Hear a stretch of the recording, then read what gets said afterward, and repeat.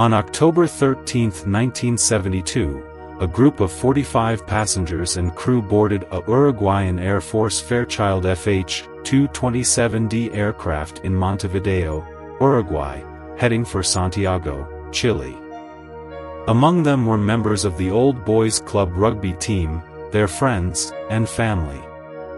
For most of them, this flight was supposed to be a straightforward trip to a rugby match, a journey filled with anticipation and camaraderie.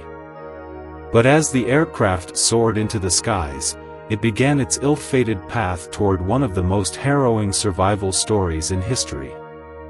The plane, Flight 571, was navigating the Andes Mountains, a treacherous and towering range that stretches along the border between Chile and Argentina.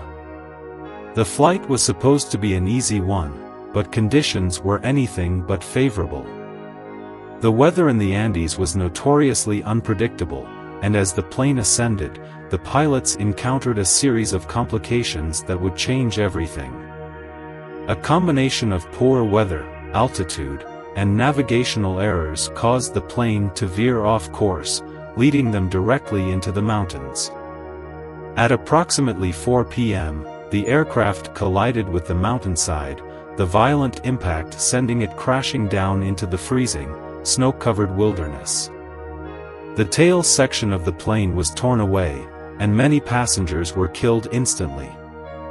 The survivors were left scattered across the desolate mountain pass, their bodies battered and broken, with the wreckage of the plane serving as their only shelter. The harsh reality of the situation was immediately clear. The survivors were stranded in one of the most remote and inhospitable places on Earth, hundreds of miles away from civilization and surrounded by towering, jagged peaks. Among the wreckage, those who had survived the crash struggled to comprehend what had happened. The cold was unbearable, with temperatures plunging well below freezing as nightfall descended. There was little food and no medical supplies. In the days following the crash, the survivors attempted to find help, but the mountainous terrain made rescue impossible. The survivors could hear the sounds of search planes flying overhead, but due to the plane's location, no one could find them. They were trapped in a vast wilderness, alone and desperate. As time passed, the survivors' situation grew increasingly dire. The days turned into nights, and the cold continued to press in on them, making it nearly impossible to sleep or keep warm. Those who had been seriously injured in the crash, including broken limbs and head injuries, were left to fend for themselves. The group tried to ration what little food they had left from the wreckage of the plane, but supplies quickly ran out. With no sign of help and no immediate way out of the mountains, their physical and mental limits were being tested in ways they never could have imagined.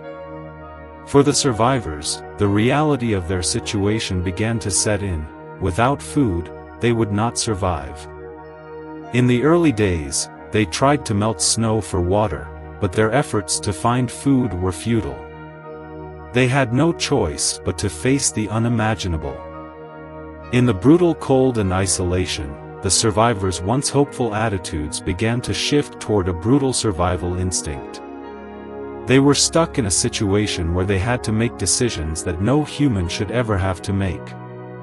As the days passed in the frozen expanse of the Andes Mountains, the survivors of the crash were becoming weaker by the hour. Initially, they tried to hold on to their dignity and their humanity, but the reality of their situation was undeniable. Survival was their only concern. The physical toll on the survivors was immense.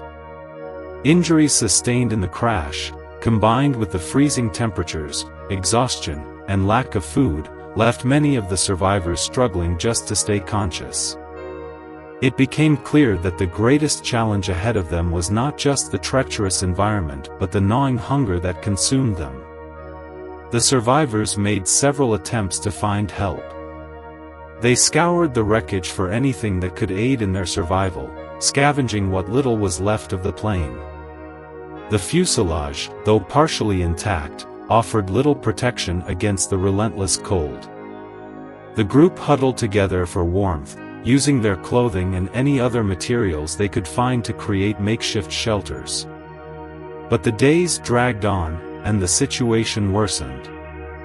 The snowstorms continued, blocking any hope of rescue, and the survivors were left with no choice but to confront their darkest fears.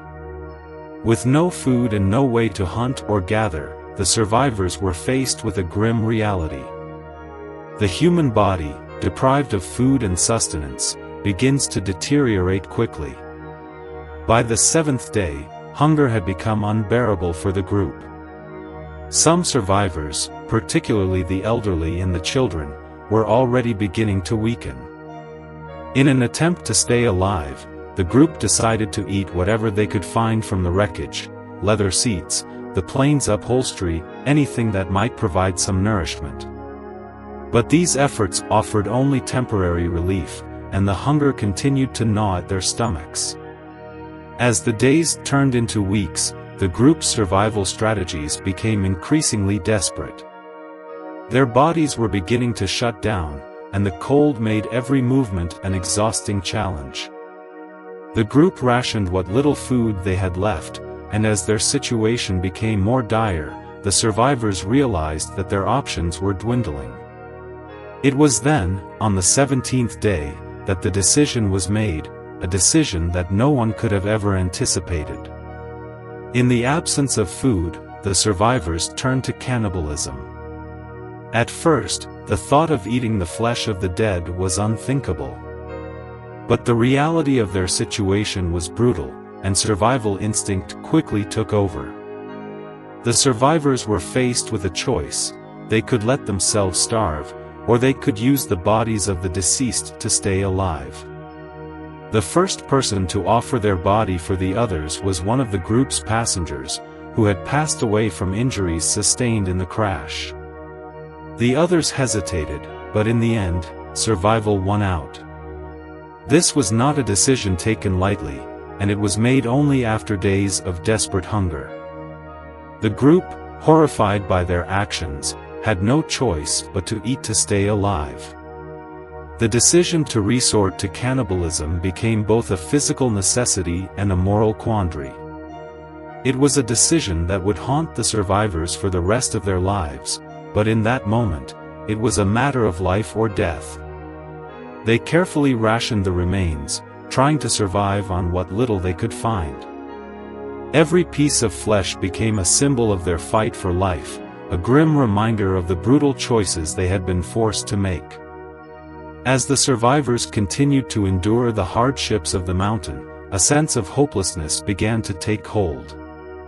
They had sent out multiple parties in search of help, but none had returned. Their only hope lay in the possibility of rescuers eventually finding them, but the longer they waited, the harder it became to believe in a successful rescue. Their hope began to fade with each passing day, and the question of how much longer they could endure began to haunt them. But despite the overwhelming odds, some of the survivors refused to give up.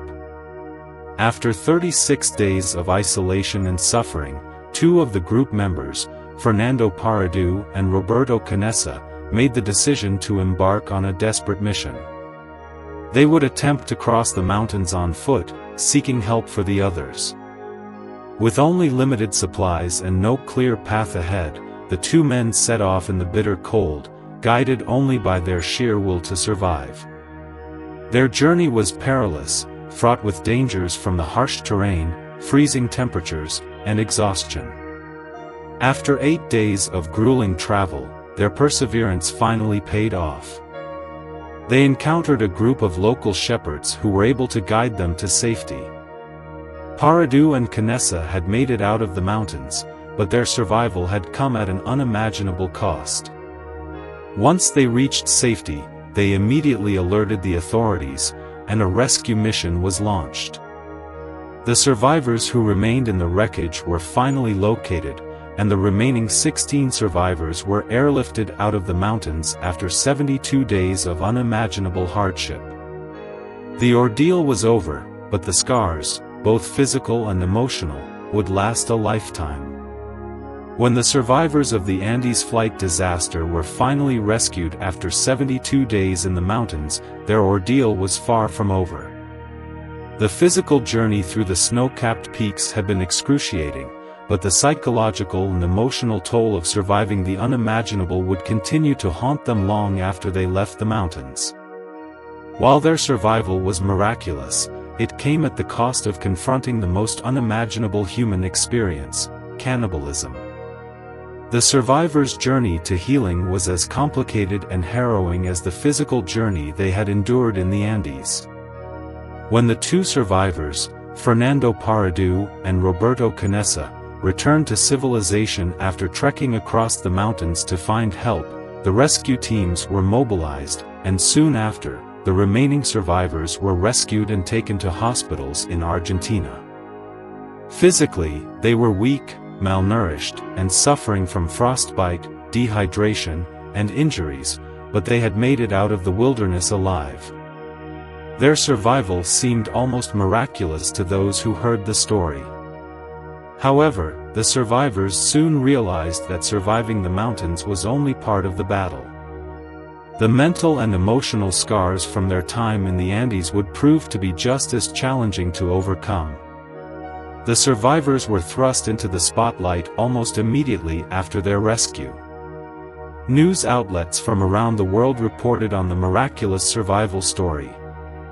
While some hailed them as heroes, others were horrified by the revelation that they had resorted to cannibalism in order to stay alive. The decision to eat the deceased was met with both sympathy and condemnation. To the survivors, however, it was a matter of survival, not a moral choice. They were faced with an unthinkable situation: they could die from starvation or survive by consuming the bodies of those who had passed away. The media attention surrounding the tragedy put the survivors in the uncomfortable position of having to justify their actions, often being questioned about their decision to resort to cannibalism. The survivors felt shame and guilt for having to make that choice, even though they knew it was the only way they could survive. The intense public scrutiny added a layer of psychological strain that many of them weren't prepared for. The story of their survival became not only a symbol of human resilience but also a deeply personal, private burden that each survivor carried. As the months passed and the survivors began to heal physically, they were left to grapple with the emotional aftermath of what had happened. The trauma they had experienced was profound. They had been forced to face their mortality in the most direct and brutal way possible.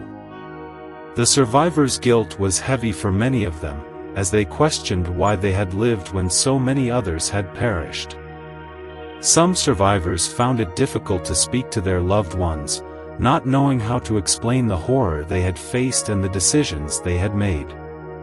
In addition to the survivors' guilt, the memories of the wreckage, the cold, and the overwhelming hunger would not fade quickly.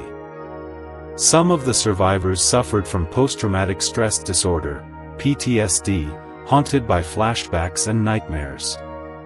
The horrors of cannibalism and the suffering they had endured in the mountains were not something that could be easily forgotten.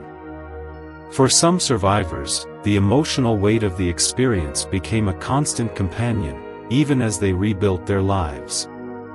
In the years following the crash, the survivors took different paths in their recovery. Some sought therapy, hoping to come to terms with the unimaginable trauma they had experienced. Others chose to speak publicly about their ordeal, sharing their story in books, interviews, and documentaries. The survivors' accounts became an important part of their healing process, as talking about their experience allowed them to process the complex emotions that had been bottled up for so long. In 1974, 2 years after the crash, a book titled Miracle in the Andes, 72 Days on the Mountain and My Long Trek Home was published, written by survivor Nando Paradu, who had trekked across the mountains with Roberto Canessa to find help. The book became an international bestseller, offering a first-person account of the tragedy and the survival against the odds. Parado's account, along with the stories shared by other survivors, allowed the world to see the deeply human aspects of the ordeal: strength, compassion, fear, and ultimately, survival. The survivors also appeared in a documentary titled Stranded: The Andes Plane Crash, which brought their story to an even larger audience. Through their testimony and public speaking, the survivors used their experience to inspire others. Their story became an emblem of the strength of the human spirit and the ability to endure the unimaginable. Despite the extreme conditions, the survivors displayed an extraordinary will to live, demonstrating that even in the most hopeless situations, humanity's capacity for survival is boundless. They also became advocates for the importance of hope and unity in the face of adversity, emphasizing how working together and supporting one another allowed them to survive when it seemed impossible. However, the emotional scars of the disaster were not easily healed. Many of the survivors continued to grapple with the aftermath for years, some finding peace, while others struggled with the trauma of their experience.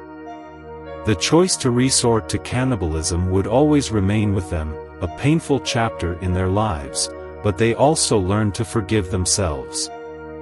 They had made a choice driven by the most basic instinct to survive, a choice that had saved their lives. As time passed, the survivors began to accept that, in those extreme circumstances, survival was the only goal, and they had achieved it against all odds. For many, the most healing part of their journey was reconnecting with their loved ones and rebuilding their lives. The survivors of the Andes flight disaster learned to cherish life in a way few people ever could. They found a renewed appreciation for the simple things: family, love, companionship, and the beauty of life itself. They carried the memories of those they lost on the mountain with them, but they also carried the lesson that no matter how dire the situation, the human will to survive is a powerful force. The Andes flight disaster remains one of the most gripping stories of human survival. It serves as a reminder of the extraordinary resilience of the human spirit, even when faced with the most horrifying and unimaginable circumstances. The survivors proved that, when pushed to the edge, humanity can endure not only the greatest of physical hardships but also the psychological toll of the most extreme decisions. Their story continues to inspire, showing us the incredible power of survival, courage, and hope in the face of unimaginable adversity. The story of the Andes flight disaster teaches us that survival is not only about the physical battle to stay alive, it is about the strength to endure the unimaginable and the ability to make the hardest decisions when every instinct screams against it. It challenges us to reconsider the limits of human endurance, the power of hope, and the importance of unity in times of crisis. Let the survivors' courage inspire us to face our own challenges with strength, to endure through times of hardship, and to never give up, no matter how difficult the path ahead may seem.